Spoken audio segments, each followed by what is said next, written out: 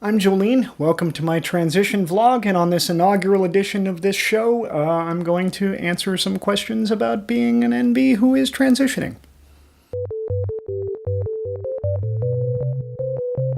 First question nobody asked, what is an Enby? An Enby is non-binary. The letter N, the letter B, Enby. You'll be hearing this a lot if you haven't already.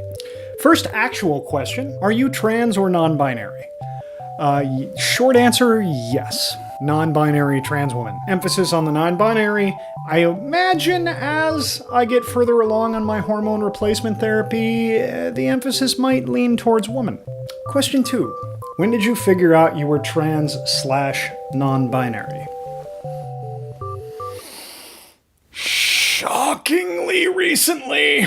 It is amazing looking back how obvious this is in hindsight, but at the time it wasn't so obvious. I spent a good chunk of my formative years just before, puberty. I kind of had a little resentment that I didn't get to hang out with the girls. I didn't understand why. It seemed stupid. I didn't relate to the boys. I didn't relate to the boys.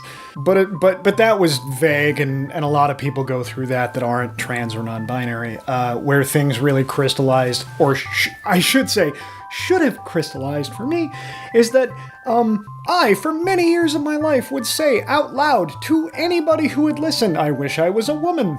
And I still didn't figure it out. The biggest piece of this was figuring out that I could do this my own way. Finding out that I didn't have to dress a certain way, I didn't have to get any surgeries, I didn't even have to start hormones if I didn't want to. I went, okay, that's starting to ring a bell. I can't believe it took me this long to figure myself out. In any case, that's the long answer. The short answer is about 3, 4, 5 years ago, when somebody first explained to me what non-binary gender identity was, and once I heard it, I went, ooh, it's that. It's been that the whole time. I can't believe nobody's told me this exists. It was instantaneous. It was that quick. When did you decide that hormone replacement therapy was right for you? When nothing was stopping me. There's no right way to do this. My way can be my way. And I thought, like, oh, I've been shaving my head since I was about 12, 13, 14. I've been shaving my own head, and I've never had to grow hair or deal with having hair. And I was like, I can stay bald. Ironically, I went to the salon today. I've been growing my hair out. But realizing that I didn't have to was a big part of the reason why I was like, cool, let's do it. What's stopping us? Let's go.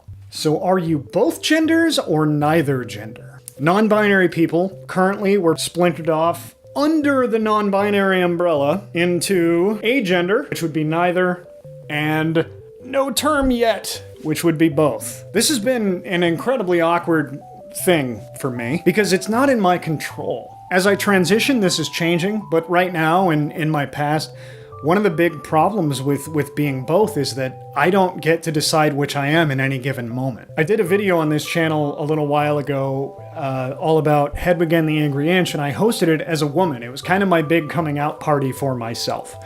And it was a lot of fun to do, and I got to sing on camera, and I got to do a whole little music video about it. But about halfway through shooting that thing, I started getting frustrated, and I, in that moment, snapped away from my gender expression, and I spent the back half of a lot of that video suffering from man in dress.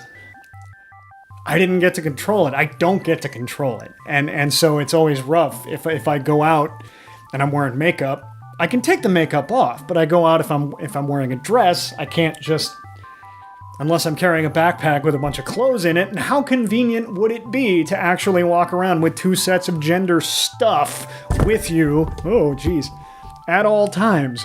Wouldn't be convenient. So that's rough. I'm currently both. We'll find out what I am eventually, but there is both, there is neither, both of those are non-binary, and I'm sure the language will evolve to include more things than that as time goes by. Next question. How did your family take the news? To make a long story short, I didn't make it out of this with all of my family. But like I said, a lot of us didn't get along to begin with. The trouble with coming out, especially when you're more than one thing, is you never stop. I came out as bisexual years ago, probably 1999, to my closest friends. Every time you take a job and you don't tell anybody, you're back in the closet because just nobody there knows, and you're not hiding it, but you're still in the closet because you have to keep coming out of the closet, and it's exhausting. It's horrible. It's awful. And when you are multiple things where, you know, yeah, one of them is, who do I get to love? I think my family will be more accepting of that than any other thing, so I'll do that first. But once you do that, there is no, like, big party. It's your birthday party, and then you have your birthday party. Oh, shit.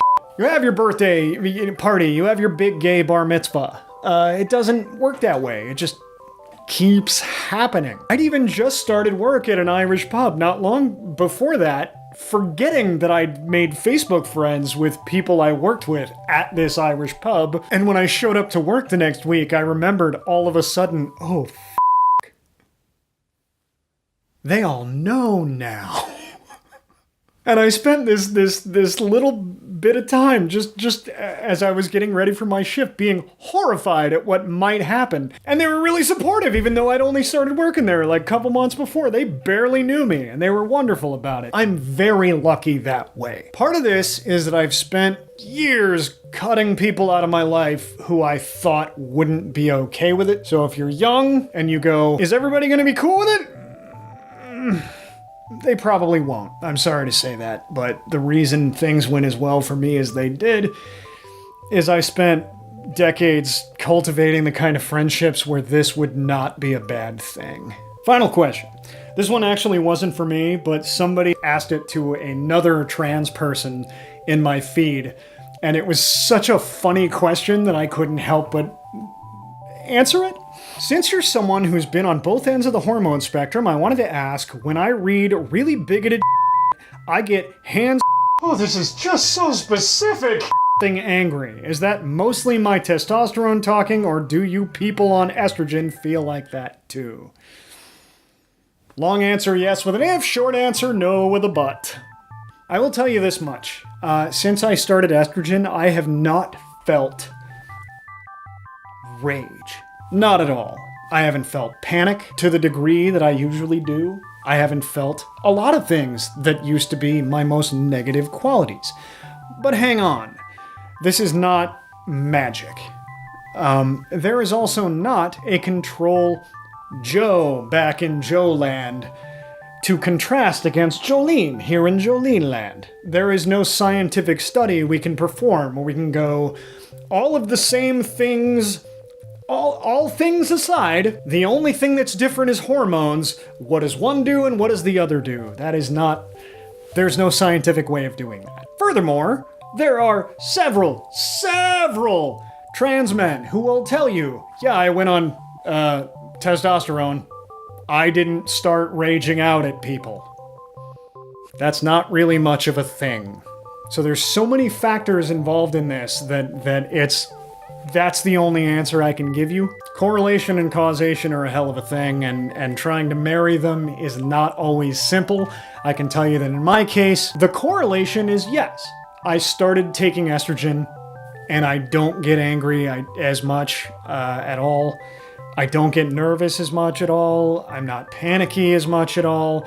But also, when you go on estrogen, you are now transitioning and not living this horrible life that you used to live that might have also been causing those things. Anyway, it's been a pleasure. Thank you, everybody.